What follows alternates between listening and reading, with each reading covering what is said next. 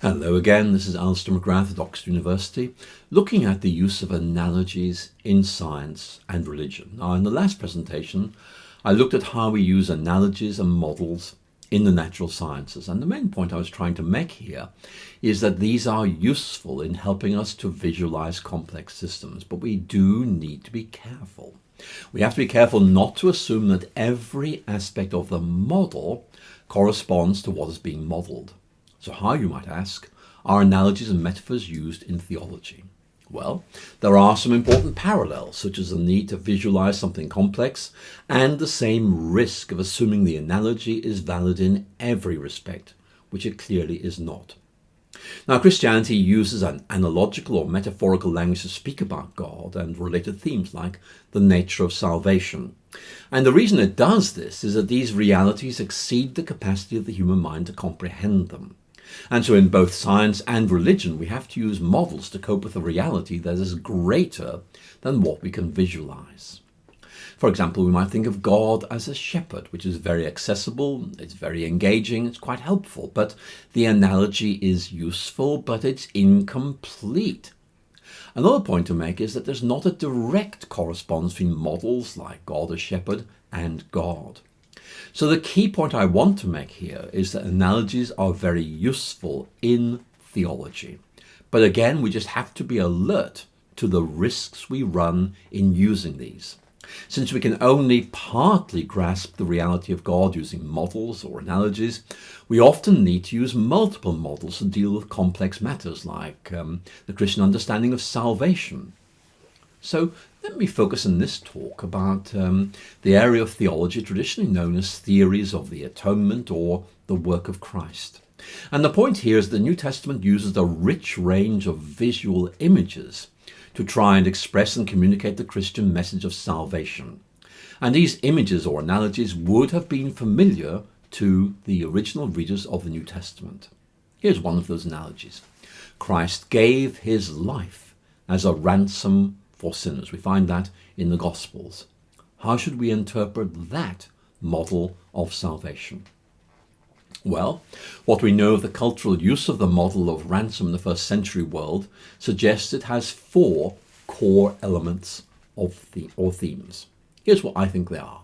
First of all, the presupposition is that someone is being held captive.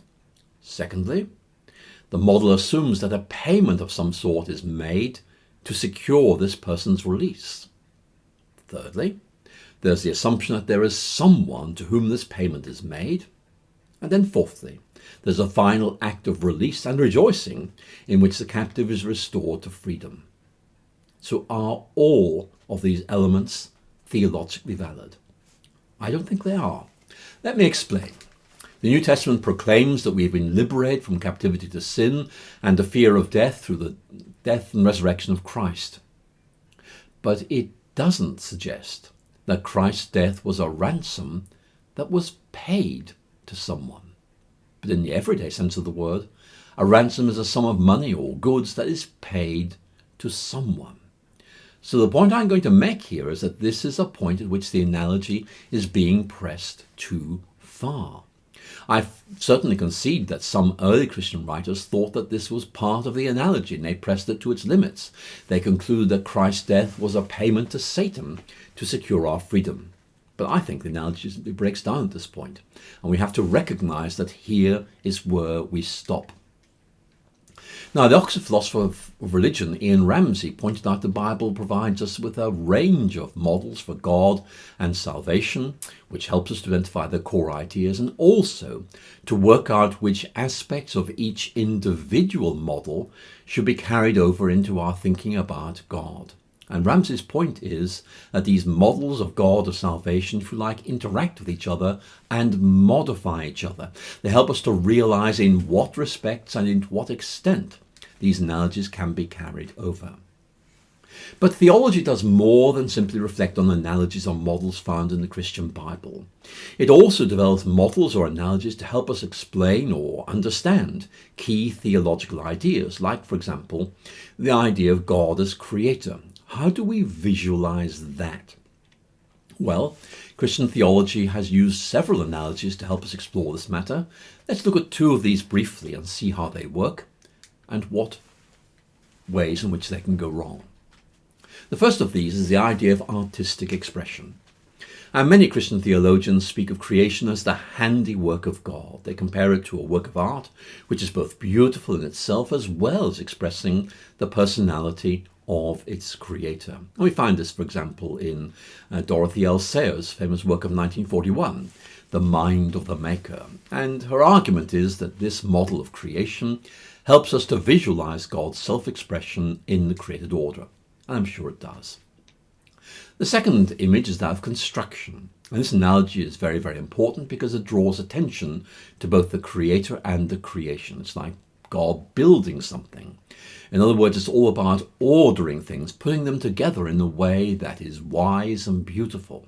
It allows the beauty and ordering of creation to be appreciated, both for what it is in itself, but also as a testimony to the creativity of its creator. Now, in both these cases, the analogies are not able to convey every aspect of the Christian idea of salvation or creation. For example, Christian theology speaks of creation ex nihilo, a Latin phrase that means out of nothing. But the analogy of construction suggests taking something that's already there, like bricks or blocks of stone, and assembling them. In other words, it's about assembling existing structures. It's taking something that's already there and do something new with it. So the analogy is helpful, but it breaks down at certain points. Now, again, there's much more we need to say, but I want to move on. And I want to look at how we use, and sometimes I have to say abuse, reductionist strategies in representing a complex world. We need to make things simple, I agree, but very often that involves oversimplification. How do we achieve that balance?